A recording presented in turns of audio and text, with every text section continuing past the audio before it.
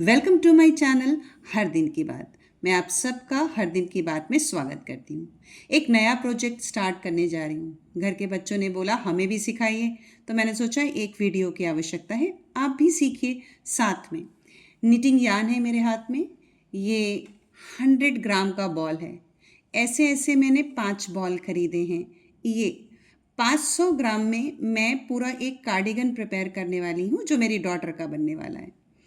ये जो यान है, इसका फंदे डालना मैं सिखाऊंगी और रोज़ की रोज़ इस स्वेटर की जो प्रोग्रेस होगी वो मैं आपसे शेयर करूंगी, ताकि जो भी चाहे वो इस स्वेटर को बुनना सीख जाए।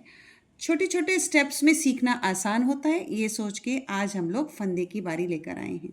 पहले यान पहचानते हैं। मुझे जो यान पसंद है, जो भी ऊन मैं पसंद करती हूँ, मैं कोशिश करती हूँ कि वो 4 प्लाई की हो।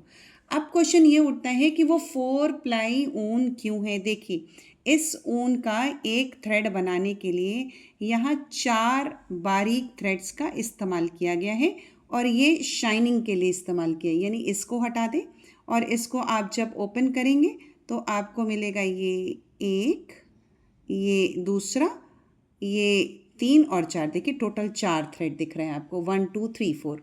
ये जो थोड़ा ग्रे सा या स्काई ब्लू कह लेने, ग्रे कलर का एक पतला सा थ्रेड जा रहा है, वो वुल को अट्रैक्टिव बनाने के लिए किया गया है। देख रहे हैं आप। अब जब इसको जैसे ही ट्विस्ट करेंगे तो ये 4 प्लाई की ऊन हो गई। अच्छा, काम जो भी हम लोग करते हैं, कोशिश ये रहती है कि खूब नीटनेस के साथ हो। जितना नीट होगा उतना खूबसूरत लगेगा, भले चाहे स्वेटर प्लेन हो। अब मैं आपको दिखाती हूँ कि हम लोग सिलाइयों का चयन कैसे करेंगे, है ना। सिलाई अच्छी खासी थिकनेस है इस ऊन की, मोटा ऊन है ये। आम रेडीमेड स्वेटर के ऊन से मोटा ऊन है। तो मैंने यहाँ 2 सिलाइयाँ सेलेक्ट कर रखी हैं। 8 नंबर से मैं इसकी बिनाई करने वाली हूँ, यानी मैं इसकी निटिंग करूँगी। और 9 नंबर पे मैं इसका बॉर्डर बनाऊँगी, यानी मैं इसमें फंदे डालने जा रही हूँ। अब जिसका स्वेटर बनना है उसके पीछे वाले पल्ले में लगभग 100 फंदे मुझे डालने हैं। क्योंकि ऊन की थिकनेस ज़्यादा है, इसलिए मैं इसको इकहरा सिंगल रखना पसंद कर रही हूँ और उसको डबल नहीं करूँगी। पतले ऊन का फंदा डालते समय हम लोग डबल ऊन का ऐसे इस्तेमाल करते हैं। अभी सिंगल ऊन, तो एक अंदाज़ लेकर के डबल ऊन में 50 फंदा आधी तरफ से और 50 आधी तरफ से डालूंगी। तो ये अंदाज़ किया मैंने कि 10 फंदे के लिए मुझे शायद इतना ऊन चाहिए। इसको मैं 1 2, ये 3 4 और लगभग ये 5, इतना कर लिया मैंने। और इस 5 को ये करने के बाद थोड़ा सा मैंने एक्स्ट्रा ले लिया, ये ले लिया। यानी एक तरफ के 50 फंदे के हिसाब से ये मैंने तैयारी कर ली है। ये हो गया। अब इस फंदे का लूप बना रहे हैं, है ना। देखिए जैसे सिंपल नॉट लगाते हैं, ये एक तरफ के फंदे के लिए, ये देखिए एक तरफ के फंदे के लिए मैंने 50 फंदे के आसपास यहाँ पे ये थ्रेड ले लिया। अब मैं यहाँ पर एक लूप बनाऊंगी, जिसे स्लिप नॉट के नाम से जानते हैं। ऐसे लूप बनाए सिंगल। फिर से दिखा देती हूँ। ये पकड़ा, ये धागा ऐसे घुमाया, यूँ लूप बनाते हुए यूँ घुमाया। लूप है ऊपर वाला, ये ऊपर है और ये नीचे ही है। और इस फंदे को इसके नीचे से, यानी यहाँ से खींच लिया, ये खींच लिया। थोड़ा लूज़ रखें। जितना सॉफ्टली आप इसे डील करेंगे उतना अच्छा आपका प्रोजेक्ट दिखाई पड़ेगा। 9 नंबर की सिलाई ली और इस लूप को इसमें फंसा दिया। अच्छा, आमतौर पे लोग जब स्वेटर बनाते हैं, फंदे डालते हैं, तो एक ही थ्रेड से फंदा डालते हैं और दूसरे से फंदा उतारते हैं। यहाँ हम लोग एक बार फंदा इस धागे से डालेंगे, यानी जो मैंने इस तरफ रखा, और दूसरे फंदे को हम लोग इस धागे से डालेंगे। कैसे, देखें। ये मैं इसको अपने पैरों में फंसा रही हूँ। मैंने अपने थंब से इसको यूँ बाहर से अंदर की तरफ लिया, यूँ फंसाया और इससे कास्ट कर दिया। जिससे कास्ट कर रही हूँ वह धागा ऊपर है। फिर सिखाती हूँ आपको।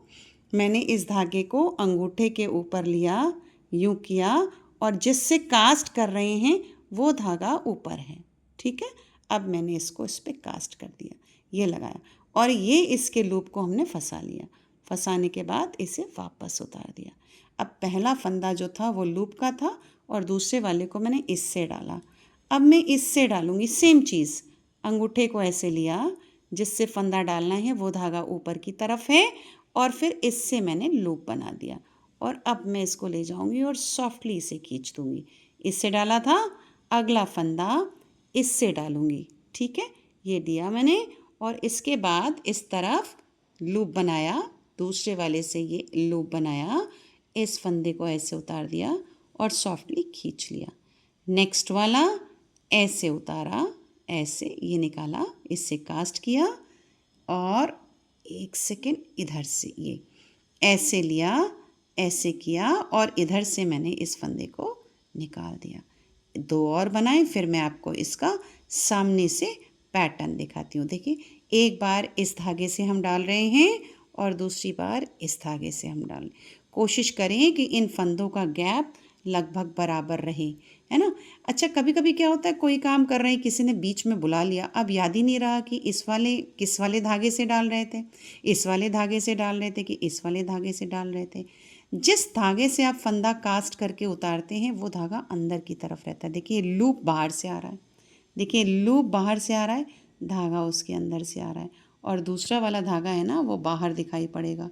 इस धागे के आगे कोई लूप नहीं दिख रहा, इस धागे के आगे ये लूप दिखाई दे रहा है। ये देखिए, ये धागा अंदर है, अंदर की तरफ है, लूप बाहर की तरफ है। मतलब ये वाला जो फंदा आपने कास्ट किया है, ये जो फंदा आपने डाला है वो इस धागे से डाला है, क्योंकि जब आपने इसको खींचा था तो ये लूप बन गया। अब देखिए, मैं इससे डाल के दिखाती हूँ। इससे डालना था, इससे डाला था और अब इस वाले से हम फंदा कास्ट करने जा रहे हैं। तो ये हमने ऐसे लूप बनाया, इससे लिया और इससे हमने खींच लिया। अब देखिए, ये वाला धागा अंदर की तरफ है और लूप बाहर की तरफ है। अब सेम चीज़ जब आप इससे करेंगे तो ये वाला धागा, मतलब अगर मैं इसको अभी इस प्रोजेक्ट को रख दूँ, 100 के 100 फंदे अभी ना डालूँ, तो मैं इधर से देख के अंदाज़ा लगा सकती हूँ कि मैंने किस वाले फंदे का, किस वाले धागे से आखिरी बार लूप यानी फंदा बनाया था, कास्ट किया था। अब जरा आप इसकी फिनिशिंग देखिए, प्रॉपर डिस्टेंस पे, बराबर दूरी पर, हमें लगभग ऐसे ही 105 या 104 के आसपास फंदा डालना है।